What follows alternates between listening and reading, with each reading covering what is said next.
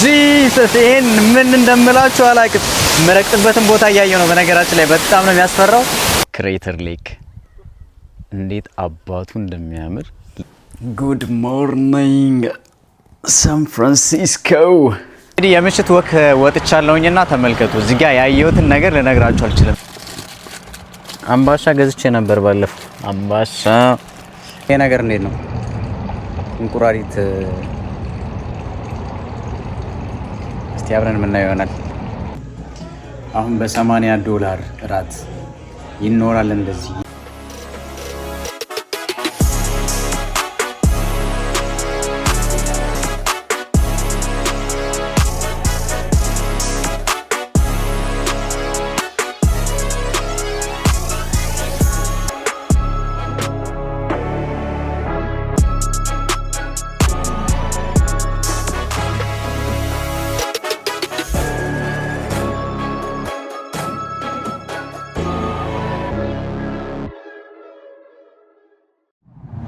ሰላም እንዴት ናችሁ? በዚህ ጉዞ የመጀመሪያ ኤፒሶድ ከስፔኗ ማድሪድ ወደ ሎስ አንጀለስ ፍላይት አድርገን ነበር።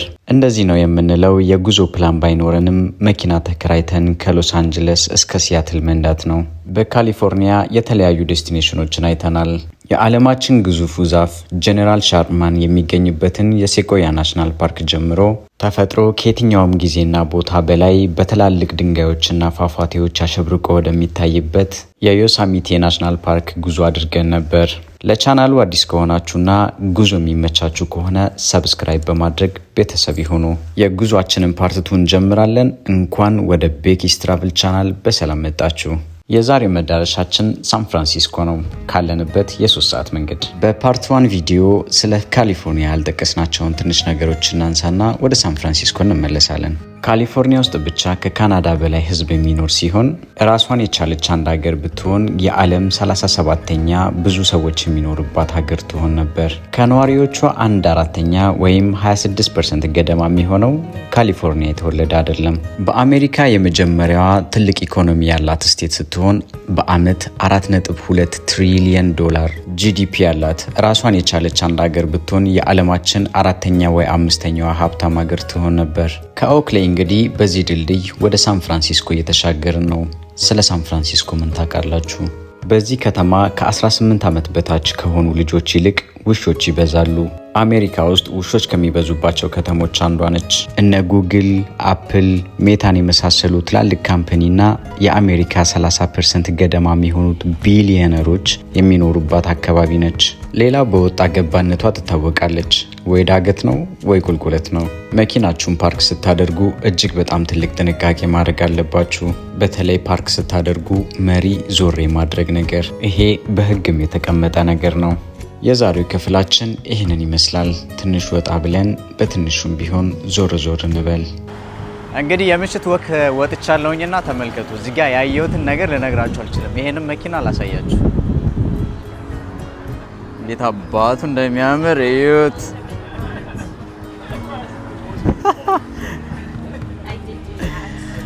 ዋው! አረ ከጀርባው ላይ እናታችሁ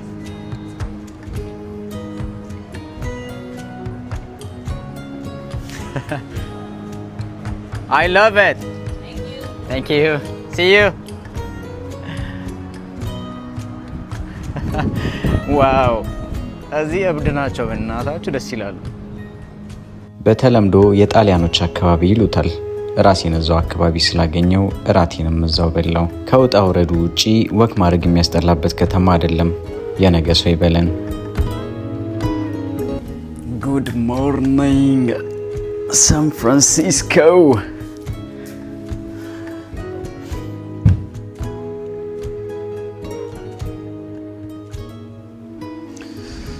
እንግዲህ ዛሬ ቀናችንን በዚህ አይነት ሁኔታ ጀምረናል። ሌትስ ጎ። ቁርሳችንን እንብላ፣ ከዛ ትሪፓችንን እንቀጥላለን። ጎልደን ጌትን ለማየት ሞክራለሁ። ሰዓትም ብዙ ያለኝ አይመስለኝም። ኦልሬዲ በጣም ወደ ሬድ ውድ ነው የምንሄደው፣ ሬድ ውድ ናሽናል ፓርክ። ወደ 6 ሰዓት 7 ሰዓት መንዳት ይኖርብኛል እና አይታወቅም። ፕላኔን ልቀይር እችላለሁ። ዊል ሲ ኦን ዘ ዌይ። ሌትስ ጎ። ጥሩ ፓርኪንግ ቦታ አግኝቶ ጎልደን ጌት ፓርክ ማድረግ ከባድ ነው። የነበረኝ አማራጭ በላው ላይ ማለፍ ነው። በ1937 ዓ.ም ያለቀ ሲሆን ለመገንባት 4 ዓመታትን ፈጅቷል። በዛ ዘመን ወደ 35 ሚሊዮን ዶላር ወጪ ወጥቶበታል። 2.7 ኪሎ ሜትር ርዝመት ሲኖረው 227 ሜትር ቁመት አለው። ፀሐይ ስትወጣም ሆነ በጉም ሲሸፈን እጅግ በጣም የሚያምር ሲሆን መጥፎው ነገር ምንድነው? ይህ ድልድይ ከተሰራ ጊዜ ጀምሮ ከ1800 በላይ የሚሆኑ ሰዎች ራሳቸውን አጥፍተውበታል። በቂ የሚባል ጊዜ ስላልነበረኝ በደንብ በሌላ ጉዞ ተመልሰን እንመጣለን። እንግዲህ ጉዞአችንን እንቀጥላለን። አንድ 4 ሰዓት አካባቢ ይቀረናል። አሁን ኦልሞስት ከሳን ፍራንሲስኮ ወጥተናል። እንግዲህ የቀረውን ጉዞ ዊልሲ አብረን ምናየው ይሆናል።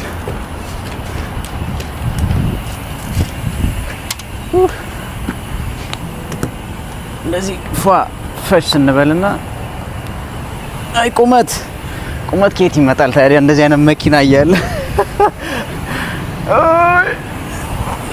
ይሄን በነገራችን ላይ ይሄ እንደውም ኖርማል ነው፣ ግን ከዚህ የሚተላልቁ አሉ በጣም ሂውጅ ሆኑና በጣም ከባድ ነው።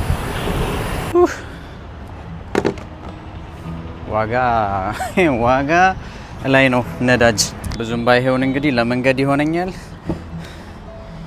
ጉዟችንን እንቀጥላለን። ዛሬ ከረጅም መንገድ ውጪ ይሄ ነው የምንለውና ቆመን የምናየው ቦታ ብዙም የለም። የዛሬውንና የመጨረሻውን የካሊፎርኒያ አዳሬን ማድረግ የፈለግኩት ብሉ ሌክ በመባል የሚታወቅ ቦታ ነው። የትራፊክ ፍሰት ብዙም የማታዩበትና በጣም ጸጥታ የበዛበት አካባቢ ነው። ብሉ ሌክ የሚባል ቦታ ደርሻለሁኝ። እንግዲህ ሆቴል እየፈለግኩኝ ነው እንደነገርኳችሁ። ኦን ዘ ዌይ ነው ሆቴል እየፈለግኩኝ ያለሁት እና እስቲ ቼክ እያደረኩኝ እንግዲህ አብረን የምናየው ይሆናል። ኦኬ ካሲኖ የሚባል አለ እንደዛ ብለው ሪኮመንድ አድርገውኛል። እንግዲህ ወደዛ እየሄድኩኝ ነው። ካሲኖ የሚባል ሆቴል እና እንግዲህ ዛሬ ከቻልኩኝ እዛ አድራለሁ። ፓርክ ላድርግና ጠይቃለሁኝ እዚህ አካባቢ ጥሩ የሚባለው እንግዲህ እሱ ነው ያሉኝ። እስቲ አብረን የምናየው ይሆናል። እንግዲህ ሩም አቬይለብል መሆኑን ኦልሬዲ ኦንላይን ቼክ አድርጌያለሁ፣ ግን ውስጥ ገብተን የምናየው ይሆናል። ያለበት አካባቢ እውነቱን ለመናገር ደስ ይላል። እየነዳው የመጣሁት መንገድ ቅድም እንዳልኳችሁ ነው፣ ያበደ ነው። ያ በጣም ነው የሚያምረው። በጣም ያው እንዳልኳችሁ ቤስት ካሲኖ ምናምን። ፋይናሊ የሩም ባለቤት ሆኛለሁ። እዚህ አካባቢ በደንብ ከሚታወቁ ነገሮች አንዱ ፊሽንግ ነው። ብዙ እንደዚህ ነው የምለው አክቲቪቲ ግን አልነበረም። እስከ ማታ ድረስ ሳነብና ለራሴ ትንሽ ጊዜ ስሰጥ ቆይቼ እራቴን ልበላ ወጣሁ። ሆቴሉ እንደ ስሙ ካሲኖ ቢሆንም ብዙም እንቅስቃሴ አልነበረውም። በጊዜ ነበር ወደ ክፍሌ የተመለስኩት። ነገ ሌላ መንገድ ይጠብቀናል። መልካም አዳር።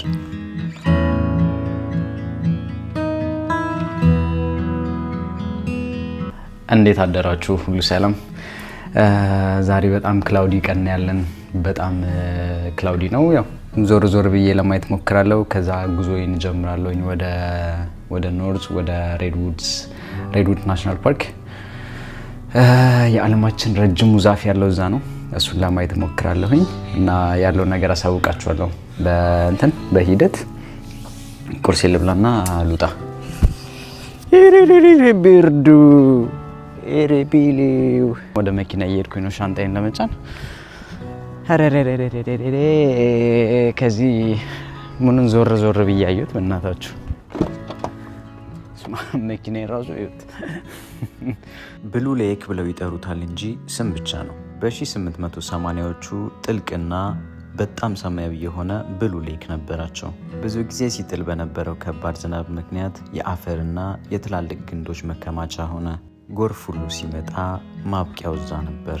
ሌክ ታሆይን የማየት በጣም ትልቅ ፍላጎት ነበረኝ፣ ግን እንደምታውቁት አሜሪካ ትልቅ ነች። ድጋሜ ሌላ የካሊፎርኒያ ጠረፍ መሄድ ይኖርብኛል። በዚህ ጉዞዬ ደግሞ ሌላ ማድረግ የማልችለውን ነገር ልንገራችሁ። የምሬ ነው፣ በጣም ያዘንኩት።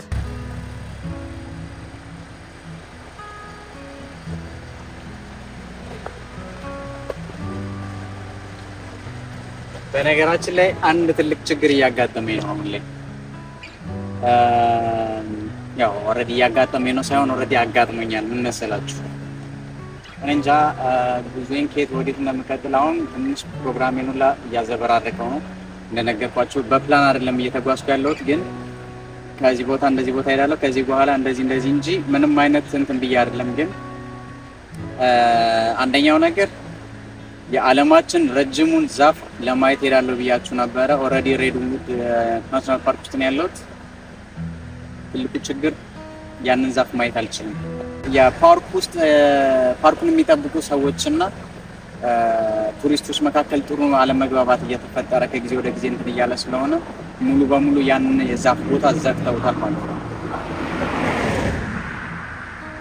በዛ ምክንያት ምንም አይነት ቪዚት አይቀበሉም። ቀጥታ ለዛፉ ብቻ ፓርኩ መጎብኘት ይቻላል፣ ግን ቀጥታ ሄዶ ያንን ዛፍ ማየት አይቻልም እና ያለው ሲቹዌሽን ይሄ ነው። ቀጣዩ ጉዞ የሚሆነው እንግዲህ ስቴት መቀየር ነው። ወደ ኦሬጎን ወደ ኖርዝ መንዳት ነው። ከዛ በኋላ ያለውን ነገር አብረን የምናየው ይሆናል።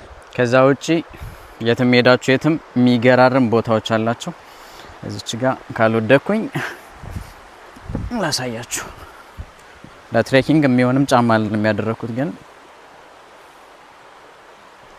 በቃ የሆነ ቦታ ላይ ስትቆሙ እንደዚህ አይነት ነገሮች አሉ፣ እንደዚህ አይነት ቦታዎች አሉ። በጣም ነው ደስ የሚለው። ጉዟችንን እንቀጥል። ምክንያቱም ዛሬ ኦልሞስት ቆማለሁ ካልኩበት ቦታ ይበልጥ ሰዓት ሊፈጅብኝ ነውና ጉዞዬን እንግዲህ ወደዛ ላድርግ።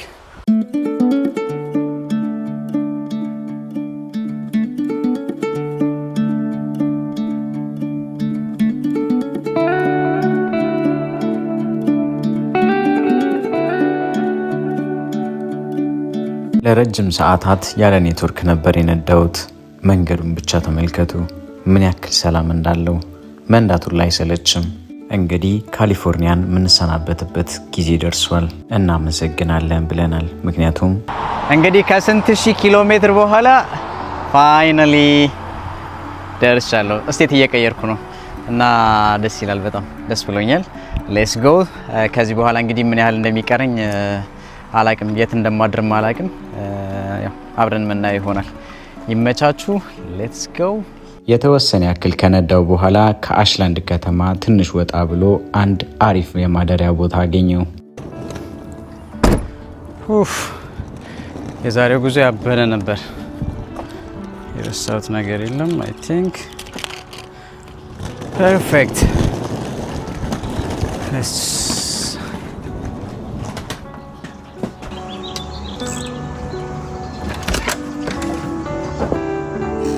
ሄሎ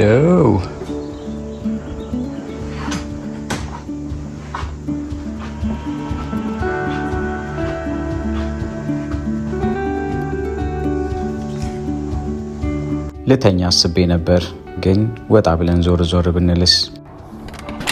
በነገራችን ላይ ያለውበትን ሆቴል ላሳያችሁ። በጣም ነው የሚያምረው ስላችሁ ይሄ ላይክ የአሜሪካን ትክክለኛ የአሜሪካን እንትን ነው ሆቴል ነው።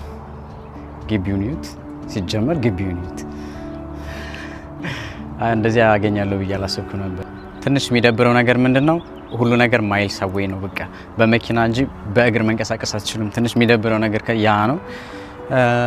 እንግዲህ ወደ ከተማ ልመለስና ኦልሬዲ ከከተማ ውጪ ነው ያለው። ወደ ከተማ ልመለስና የተወሰነ ቤቶቻቸው አኗኗሮቻቸው ምናምን ትንሽ በተወሰነ መልኩም ቢሆን ለማሳየት ልሞክር እና አብረን የምናየው ይሆናል። ሌትስ ጎ። 21,000 ሰዎች የሚኖሩባት አሽላንድ የራሷ ታሪክ አላት። ትንሽ ከተማ ብትሆንም በአንድ ዓመት ውስጥ ብቻ 400,000 ሰዎች ድረስ ይጎበኟታል።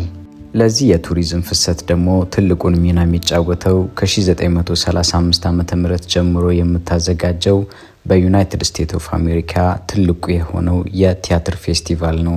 በአመት ውስጥ ለ8 ወር ያክል የሚካሄድ ሲሆን ሼክስፒር ፌስቲቫል በመባል ይታወቃል። ታሪኩን ወደ ጎን ተወትና አድርገውና የቤቶቹን ውበት ግን ተመልከቱ። እንደዚህ አይነት ግቢ ቢኖረን መቼስ ስንት ብሎኬት ያለው አጥር ሰርተናል አይደል? እያንዳንዱ ቤት ከ100 ዓመት በላይ እድሜ ሲኖረው ማፍረስም ሆነ አይን የማይገባ ቀለም መቀባት አይቻልም። የአካባቢው ውዱ ቤት በ2024 4.2 ሚሊዮን የተሸጠው። በነገራችን ላይ ፓርክ ማድረግ በጣም ያስቸግራልና ወጥቼ ትንሽ ዞር ዞር እያልኩ ነው እንግዲህ ቤቶቹን ለማየት። ቅድም ከመኪና ነበር ሳሳያቸው የነበረው። እውነቱን ለመናገር ግን የሚገራርሙ ቤቶች አሉ። ይሄ ሙቪ ላይ የምታዩት ለምሳሌ እዛ ጋ ያለው ላሳያችሁ እና መንገድ ላይ ነው ምናምን ይሄ አጥር ምናምን ተብሎ የሚጨነቁበት ነገር የለም። እና ይሄ በተለይ ደግሞ ይሄ ኖርዝ ዩሮፕ ያሉት አይነት ላይፍ ስታይል የዛ አይነት ነው የሚመስለው። እና እውነቱን ለመናገር ደስ ይላል። ኦኬ ኔቸር ሾፕ እንቁራሪት መግዛት ይቻላል ይሄ ነገር ወይስ ኖርዝ ዌስት ኔቸር ሾፕ ነው የሚለው? ይሄ ነገር እንዴት ነው? እንቁራሪት እስቲ አብረን የምናየው ይሆናል። ነፃነቱን አስባችሁታል? እዚህ ጋር መኖር እንዴት አጥር የለ ምን የለ እንዴት አባቱ እንደሚያምር በሉ። እኔ ሬስቶራንት ልፈልግና እራት ልብላ። አሜሪካ ምን ያክል ውድ እንደሆነ እንግዲህ ታያላችሁ። አሁን ስቴክ ታርታር ነው ያዘዝኩት $22። ከዛ በኋላ ስቴክ ነው አሁን $80 እራት ይኖራል። እንደዚህ ይቻላል። ማንኛውም እራት ልብላ ወደ መኝታ ክፍል ልሂድ። ኖ ወርድስ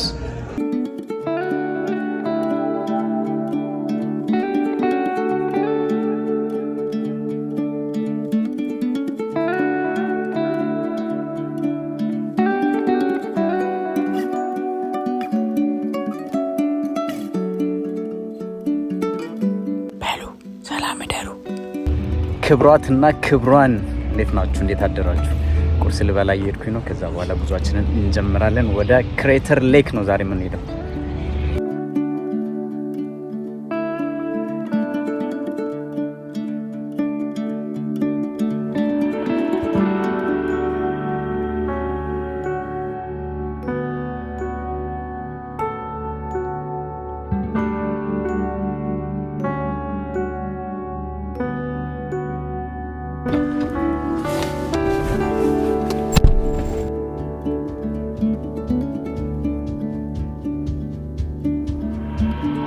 ላያቸው እጅግ በጣም ከምጓጓላቸው ቦታዎች አንዱ ነው። እዚህ ቦታ ለመድረስ ያለውን የመንገድ ውበት ተመልከቱ። መንጃ ፍቃድ ካወጣውበት ጊዜ ጀምሮ እንደዚህ አይነት ውብ መንገዶች ላይ የነዳውበትን ጊዜ ብዙም አላስታውስም። ይህ ሐይቅ ከተፈጠረ 7700 ዓመታት አልፈውታል። የሚገርመው ግን የተፈጠረበት መንገድ ነው። በወቅቱ ማዛማ በመባል የሚታወቅ ተራራ ላይ አንድ ትልቅ ቮልካኖ ይፈነዳል። በዚህ ጊዜ ነበር 8 በ10 ኪሎ ሜትር የሆነ ትልቅ ጉድጓድ የተፈጠረው። ከ2 ሰዓት የመኪና ጉዞ በኋላ የት እንዳለው ላሳያችሁ።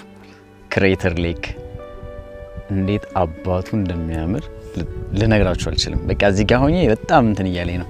እውነት በጣም ነው የሚያምረው። ይህ የምታዩት ሐይቅ በጥልቀት ከአሜሪካ አንደኛ ከዓለም 9ኛ ነው። 594 ሜትር ጥልቀት ሲኖረው ለማነጻጸር እንዲመቻችሁ ሙሉ ኤፍል ታወር ገብቶበት 270 ሜትር ይተርፋል። የዚህ ሐይቅ ጉድጓድ ሲፈጠር ግብጾች ፒራሚዳቸውን እየሰሩ ነበር። ይህንን ሐይቅ ለየት የሚያደርገው ውሃው የሚመጣው ከወንዝ ወይም ከምንጭ ከተለያየ ነገር አይደለም። ይሄን የሚያክልን ሐይቅ የፈጠረው ውሃ የመጣው በዝናብና ተራራው ላይ የሚጥለው ከባድ በረዶ ቀልጦ ነው። በክረምት ወቅት የሚጥለው በረዶ እስከ 13 ሜትር ድረስ ከፍታ ሊኖረው ይችላል።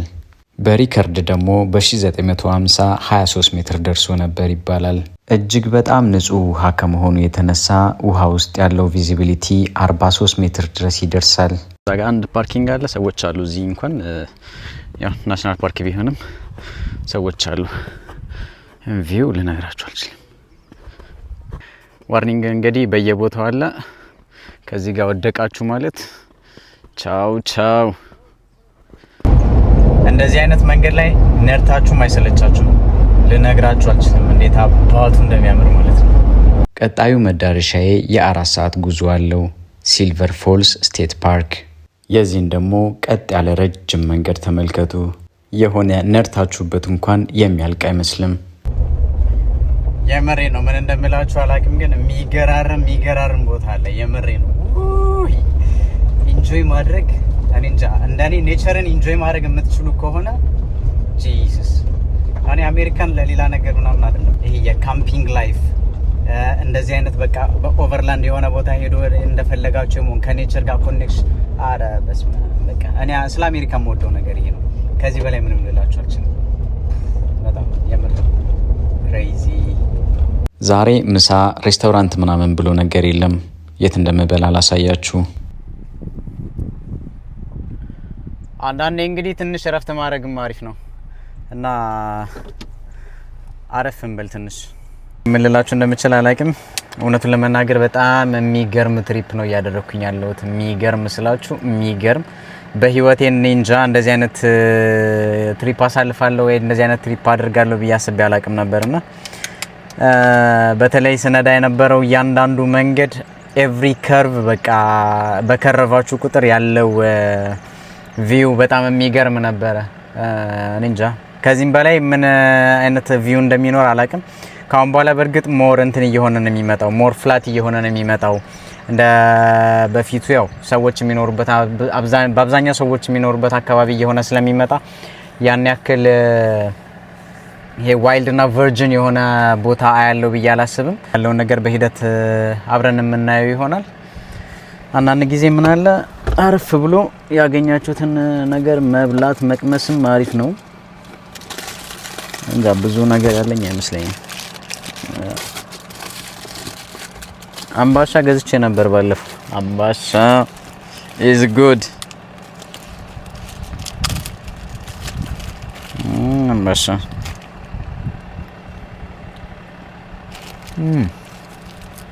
እንደዚህ ያደረጉ ሱፐርማርኬት ላይ ይሸጣሉ። ያበደ ነው። ቆይ ወጣ ብለን ፒስታ መንገዱንስ ብንሞክረው።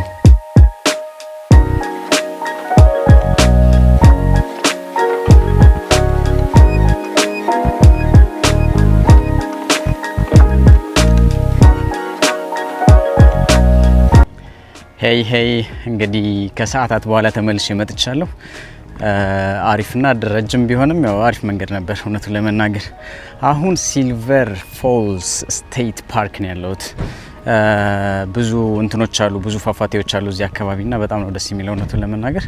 እስቲ እንግዲህ ጀስት ፓርኪንግ ነው፣ በጣም ትልቅ ነው፣ ብዙ ሰዎች አሉ እንደምታዩት። ያለውን ነገር ጠጋ ብለን አብረን የምናየው ይሆናል። ያለውን ጸጥታና ሰላም ብቻ ተመልከቱ። እንደውም እዚህ አካባቢ ሰው የሚባል የለም።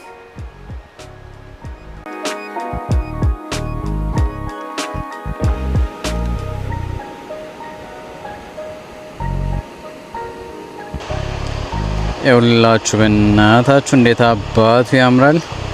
አሁን ደግሞ ታች ድረስ እንሄድና ያለውን ነገር እናያለን። እታች ድረስ ለመድረስ 177 ደረጃዎችን መውረድ ይጠበቅባቸዋል። መውጣቱን በኋላ የምናየው ይሆናል። ይህ የምታዩት ሳውዝ ፎል በመባል የሚታወቅ ሲሆን 54 ሜትር ርዝመት አለው። ክሬዚ ነው፣ የምር ክሬዚ ነው። ልነግራችሁ አልችልም እንዴት አይነት ደስታ እየተሰማኝ እንደሆነ። በቃ እንደዚሁ ፏፏቴ ስለሆነ ብቻ አይደለም፣ እንደነገርኳችሁ ነው። የትኛውም ጫካ የትኛውም ይሄ ሰው የማይበዛበት ቦታ ሲሆን ደስ ይለኛል። በቃ ተፈጥሮ ውስጥ ቁጭ ብሎ ራስን ማዳመጥ። አሁን ሰላም አለው ድምፁ ራሱ። ወረን ደግሞ ቼክ እናድርገው እስቲ። ገና ስትቃረቡ ድምፁ ራሱ ይጠራችኋል። በቃ ምን አለፋችሁ ድምፁ ራሱ አልኳችሁ። ዋው ነው፣ ያምራል ማለት።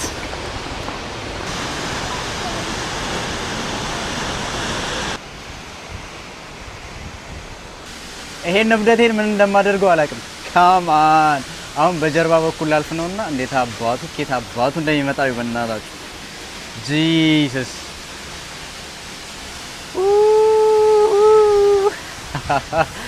አረ ያምራል፣ አረ ያምራል። አናቴን እንዳይለኝ ነገር ኩል ጂሰስ።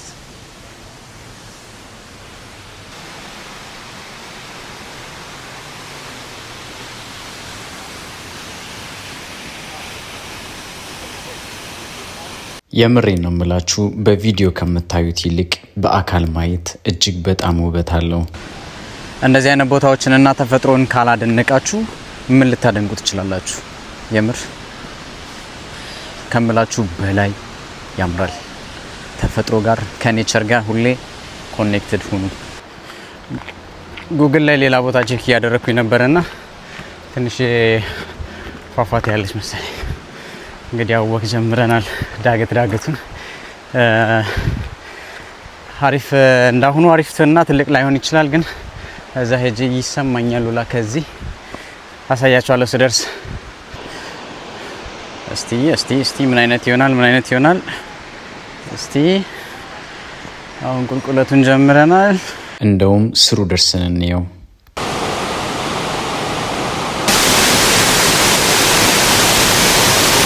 ጂሰስ ይሄን ምን እንደምላችሁ አላውቅም። መረቅጥበትን ቦታ እያየሁ ነው። በነገራችን ላይ በጣም ነው የሚያስፈራው።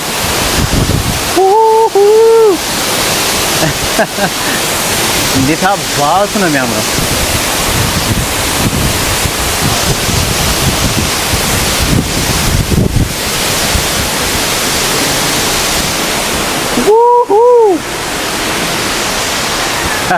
ያምራል።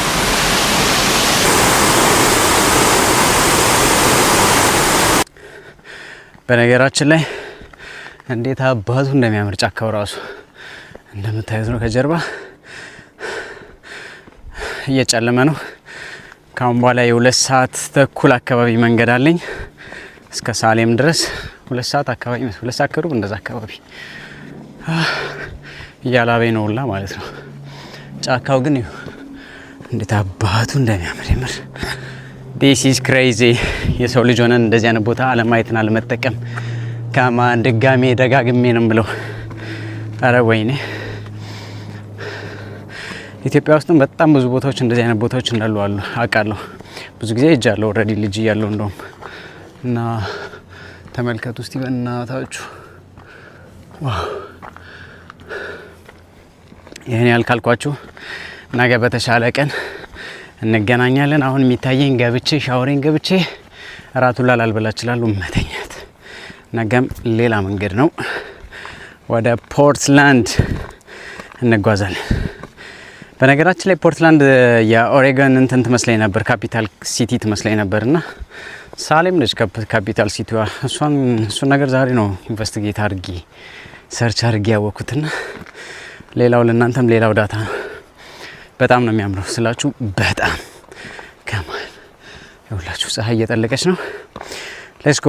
ነገ በተሻለ ጊዜ በተሻለ ቀን እንገናኛለን። በተሻለ ቀን ስላችሁ ሊዘንብ ይችላል አይታወቅም፣ ግን በተሻለ ስላችሁ ኤነርጂ። ሃቭ a good night guys, love you።